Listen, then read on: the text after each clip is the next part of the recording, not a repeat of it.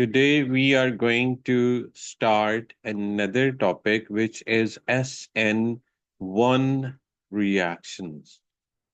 So yesterday we discussed about SN2 reaction mechanisms, and in SN2 reaction mechanisms what are basically the properties of these SN2 reaction mechanism. The first one, that primary halogenoalkanes follow this SN2 reaction mechanism, right? And the second thing which is important about SN2 reaction, it's a single step reaction, which is also the rate determining step, right? Okay. Next, we also discussed about uh, these SN2 reactions, that their order is to, their molecularity is to. Molecularity means the number of molecules which take part in the rate determining step. Now, SN1 mechanism.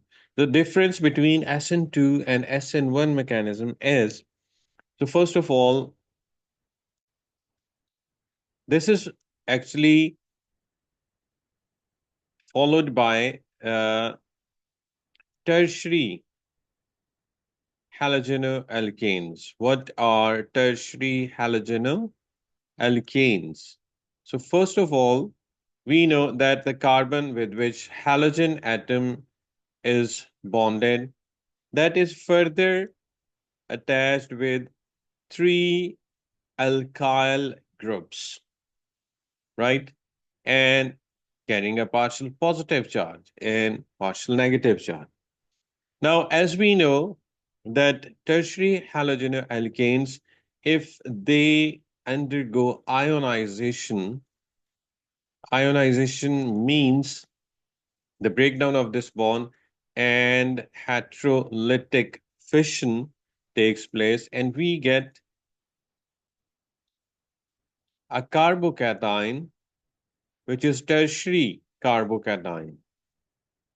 And this tertiary carbocation is stable. And why it is stable? Because in this case, the carbon which is carrying a positive charge, that is bonded with three alkyl groups. And all these three alkyl groups, they have positive inductive effect. It means they are electron donor. So they have positive inductive effect. So due to the positive inductive effect of three alkyl groups, this tertiary carbocation, that is stable. So that's why ionization is possible. And as we know, in this case, there is bond breakage. So which type of reaction? It would be the forward reaction. So this would be endothermic, because definitely heat is required, energy is required to break this bond. So it is endothermic step, and we get carbocation and a halide. And now, after the formation of this carbocation, next step is the attack of a nucleophile. So the carbocation, which is formed here, as you can see, tertiary carbocation, the nucleophile, which has a negative charge or which can be a neutral with the lone pair of electron, so that can attack on positively charged carbon. And as we can see, there is a bond formation, so it would be exothermic step. And we get a substituted product, right? Okay. Now, in this case, one of the step is fast and one of the step is slow. So the first step in which the bond breakage, definitely it needs energy. So lot of activation energy. If I take the energy profile diagram for these type of reactions, so the first step, which is endothermic, so I will get this type of energy profile in which the reactants are here and the product are at higher energy. As you can see, the higher activation energy. But after the formation of carbocation, we are seeing that attack of nucleophile and we are getting the stable product. So the second step is again exothermic because less activation energy. So definitely this step would be fast, while the first step is slow. The reason the reason is the difference in their activation energy. The first step, higher activation energy, so that's is a slow step. Now, as I told you yesterday, that when we write down the rate equation for any reaction.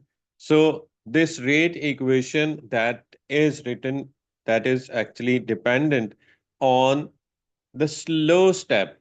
If this reaction is taking place in two or more than two steps, the slowest step is known as our rate determining step.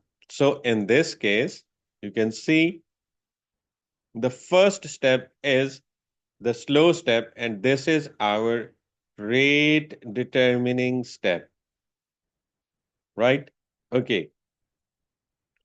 Now, according to this step, there is only one molecule which take part in this first step, and that is our halogenoalkane. So if I write down its rate equations, and rate of reaction is equal to the rate constant K into the concentration of halogenoalkane. So I can write it like this: halogenoalkane raised to power 1. So here, the sum of the exponents in the rate equation, that is order of reaction. So here, in this case, as we can see, the order of reaction, that is 1. Also, as I told you yesterday, that molecularity, the number of molecules which take part in the rate determining step, that is also 1. So its molecularity is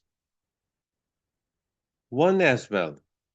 So the order is 1, molecularity is 1. So that's why we call these type of reactions as SN1.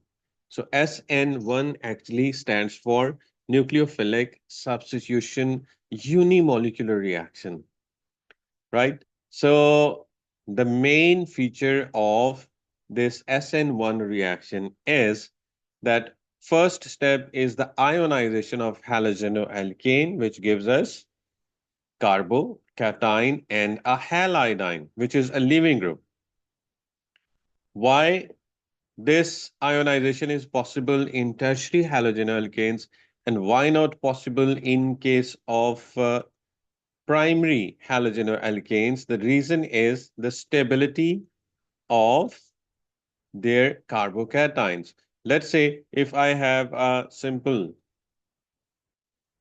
primary halogenoalkane like this, so if this bond breaks, so we get this carbocation, primary carbocation, and a halide, and this is less stable. Why this carbocation is less stable? Because there is only one alkyl group which is attached with the positively charged carbon. So less positive inductive effect. So that's why it is less stable, and ionization is not possible in case of primary halogenoalkanes, but that is possible in case of tertiary halogenoalkanes. So similarly, tertiary, just like that, secondary halogenoalkanes, they also follow SN1 reaction mechanism. But in some cases, under special conditions, the secondary halogenoalkanes also follow SN2 reaction mechanism as well. So we can say that primary will follow SN2 and tertiary will follow SN1 and secondary can follow both primary SN1 and SN2 reaction mechanisms. Is it clear? So they will ask to draw the reaction mechanism. So we have to mention it in two steps. First step is ionization, which is also a reversible and slow step. So that's why it is our rate determining step. And the second step is the propagation of nucleophile on the positively charged carbon and forming a substitution product, which is a fast step and it is also exothermic. So this type of energy profile diagram we will get in which we have two curves like this. So that is our final product of the reaction, right? Now, in this example, I took simple nucleophile as Nu negative. So let's take specific examples. So the nucleophile could be this hydroxide or this nitrile group, or this could be amine and elimination. We'll see later on elimination reactions. But now let's talk about these reactions, which are actually substitution reactions. So the conditions are also very important. For example, if I react halogenoalkane, let's say I have this CH3, CH2, and Br, right? It's a primary halogenoalkane, and I treat it with sodium hydroxide aqueous. So what happens? It will give us a substitution product, and the product will be CH3, CH2, and OH. And along with that, we get sodium bromide, which is aqueous. And here we get alcohol as a product. Why? Because OH group, which is a nucleophile in this case, that is going to substitute this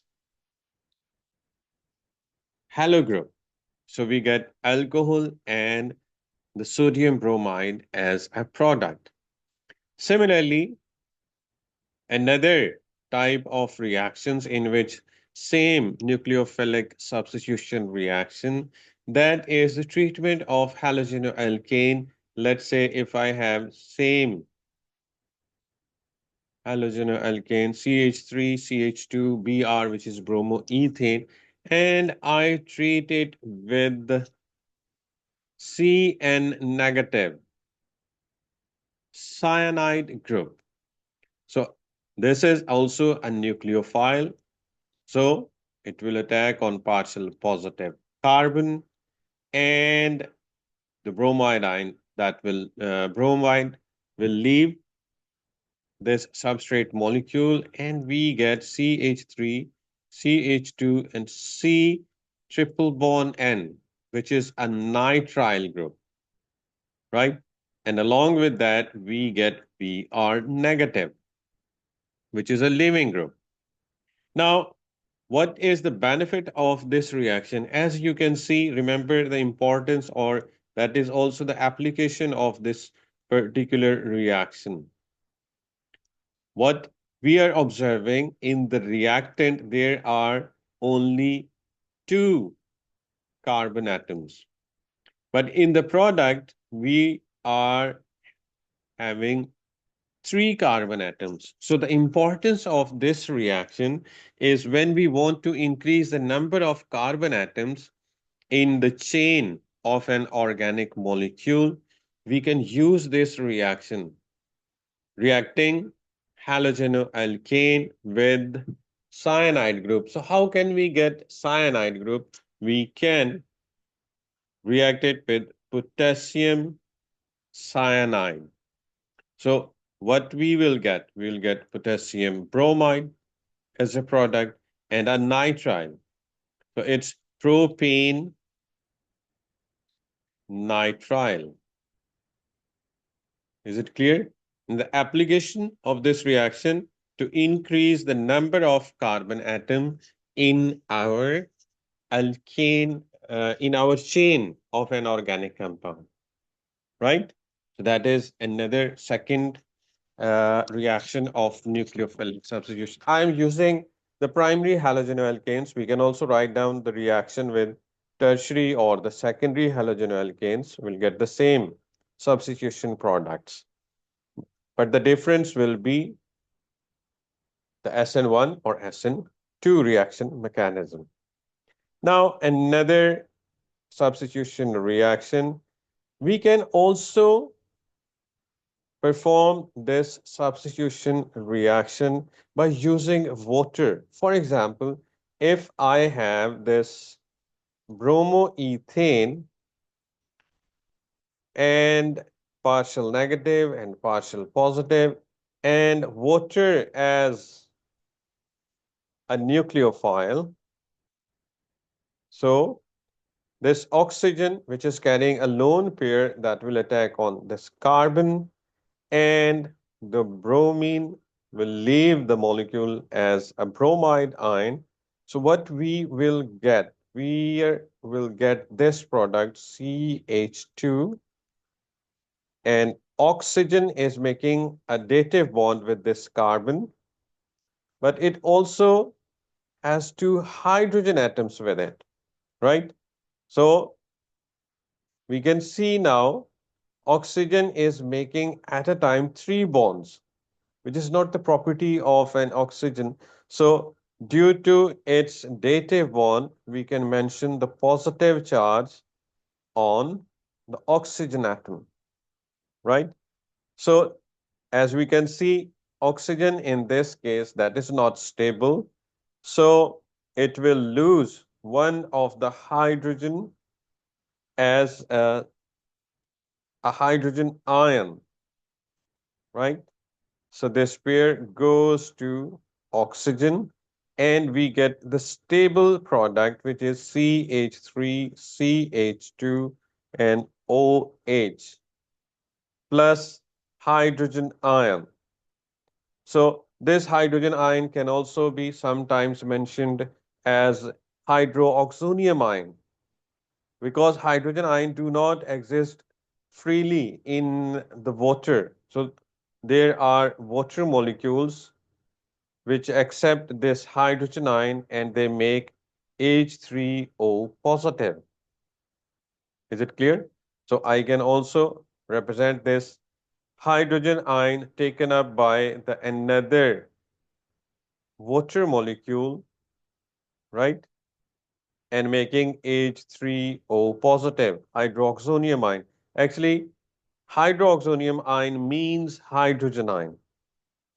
Or we can also represent the final product, this hydrogen ion, which is given by this OH2 group that is reacting with the Br negative, and we get HBr, which is actually soluble. So in aqueous state, bromide ion is freely moving and hydrogen ion is freely moving in the solution. But what's the difference in this case? Look at this. The final product in this case is an alcohol, right? And here, when we treat it with aqueous sodium hydroxide, the same alcohol product we got. So remember one thing, when we perform substitution reaction using aqueous sodium hydroxide, So this is relatively fast reaction. But when water is behaving as a nucleophile, then comparatively this reaction is slow. Why? Because water is not as good nucleophile as the OH negative hydroxide ion is. Is it clear? Now, as you can see in this case, we are having alcohol product, and along with that, we are having hydrogen ion and bromide ion in our aqueous solution. Now, one more thing we can do in this reaction. What if we treat halogenoalkane with aqueous silver nitrate? Hmm. When I say aqueous silver nitrate, so what does it mean? It means that silver ion is freely moving in water, and nitrate ion that is also freely moving in water. Both the ions are free to move. So when we use aqueous silver nitrate, the water of our solution is behaving as a nucleophile. And this silver ion, which is present in our solution, that can combine with this product, the bromide ion, the nucleophile which left the halogenoalkane. And this bromide ion can combine with silver ion, both aqueous, and they give us an insoluble product, silver bromide. Remember the color of the precipitates. The color of these precipitates which are formed, they are cream precipitates. Now, why we are using silver nitrate aqueous? Actually, we can get two benefits of this reaction. Number one, we are getting an alcohol, and secondly, we can also compare the rate of reaction. For example, if I have this halogenoalkane, chloroethane, and I treat it with aqueous silver nitrate, right? So, what products I will get? Definitely the water in this solution, aqueous silver nitrate, that will give us an alcohol, CH3, CH2, and OH. And along with that, the silver chloride precipitates, white precipitates. Now, as we can see in this case, which precipitate will form quickly in a lesser time? You can see here the bond breakage between carbon and bromine, and here the bond breakage between carbon and chlorine. And as we discussed about the reactivity of these halogenoalkanes, the bond energy of CF, that is higher than bond energy of CCl, that is higher than this CBr, and the least bond energy is Ci. So it means that CCl bond that needs more energy to break as compared to CBr. So if we compare these two reactions, so which one will be the faster? Definitely this one in which CBr bond is broken, that is fast reaction as compared to this one. So if we compare these two reactions, then we can see that cream precipitates will appear immediately, but white precipitate, they will take a little longer time. So what benefit we are getting? We are also observing the rate of reaction. Some principle, if we have this iodoalkane like this, CH3, CH2, and I. iodoethane, hmm, and treating it with silver nitrate aqueous. So, what will be our observation in this case? So, alcohol will produce because of water, which is acting as a nucleophile, and also we will get yellow precipitates.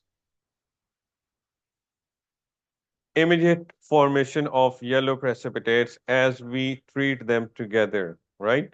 So they are insoluble. So what benefit we are getting? We are also observing the rate of reaction, right? So same nucleophilic substitution reactions, substitution by water, substitution by cyanide group, which is giving us a nitrile, and substitution by aqueous sodium hydroxide, giving us alcohol and sodium bromide. So let's see in our text here.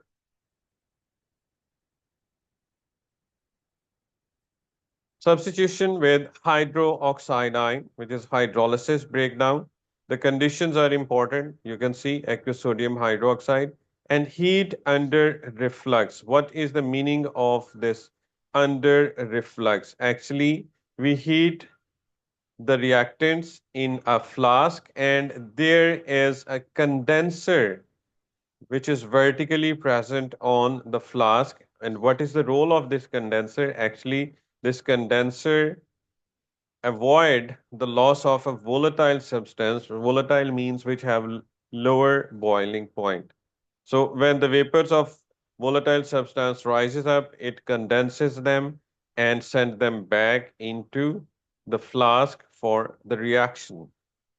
So you can see here sodium hydroxide that is giving us an alcohol and sodium bromide, or hydroxide ion is substituting this bromide group.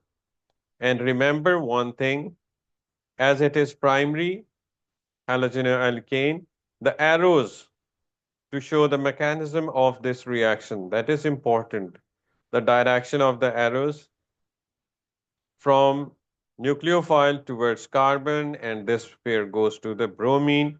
We get bromide and alcohol, right? Similarly, water can also be used as a nucleophile. You look at this. After the formation of this product, the loss of this nucleophile, Br negative, and OH2 positive. Why? Because oxygen is making a dative bond with the carbon. And then it loses hydrogen ion, which is taken up by the another water molecule and giving us hydroxonium ion. And what is the benefit of this reaction? We were using aqueous silver nitrate. So silver can combine with the leaving groups, bromide, chloride, or iodide. And we can find out the rate of their reaction. You can see silver iodide yellow precipitates will form immediately. The bromide will take more time, and the chloride white precipitates that it will take even more time. And the least reactive are fluorides because of the higher bond energy, right? Okay, now next, another reaction with potassium cyanide, and ethanol is a solvent. Instead of water, we are using ethanol as a solvent, and we are heating again under reflux, as I told you earlier. Cn negative will substitute the bromide group, will give us nitrile along with potassium bromide. Same mechanism. First step, why? First step is ionization now. As you can see, it's a tertiary halogenoalkane. So that's why first step is ionization, and it's a slow step, which is rate determining step. And the second, Cn negative is attacking on the positively charged carbon and giving us a nitrile. So the name of this compound is 1, 2, and 3. So 2,2-dimethyl propane nitrile. And as I told you earlier, what is the benefit of this reaction? It is very useful in organic synthesis. Why? Because it serves as a means of increasing the chain length, right? At each step, one of the carbon atom that is increased. Got it? Now, next, we will see this reaction in our next chapters. Actually, the hydrolysis of nitrile, which gives us the carboxylic acid. So we will see this reaction in the carboxylic acids preparation in detail. But right now, let's talk about this substitution with ammonia. Ammonia can also behave as a nucleophile. Why? Because nitrogen has a lone pair. Is it clear? So when bromoalkane, as you can see,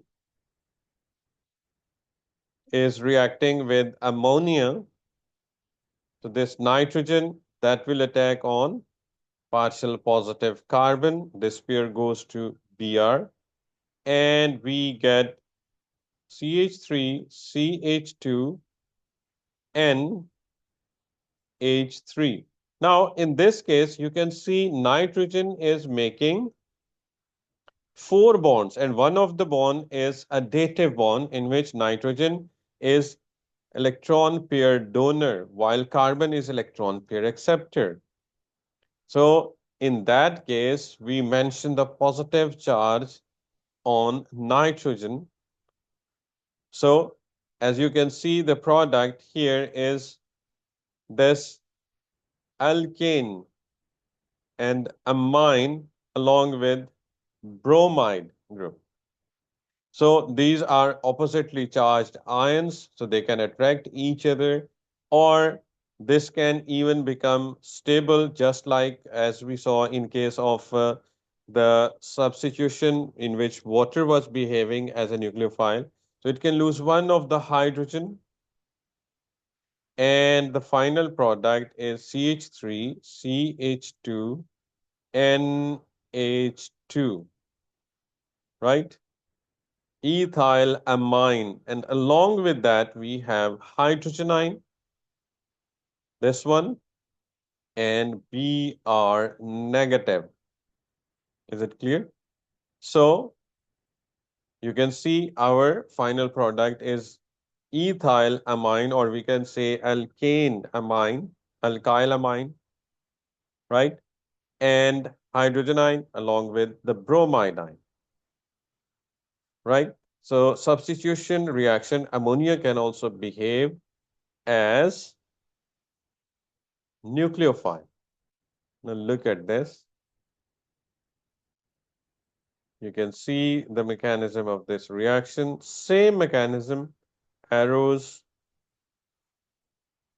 here. You can see it will lose one of the hydrogen and we get CH3, CH2 and ethylamine. Along with that, hydrogenine and bromidine, as I told you. The hydrogenine, which is taken up by another molecule of ammonia. So it gives us ammonium NH4 ion, which combine with bromidine and giving us ammonium bromide as one of the product, along with this CH3, CH2, and NH2, ethylamine and ammonium bromide. That is the final product. So you can see the mechanism here as arrow from nitrogen towards this positive carbon, NH3 positive along with Br negative.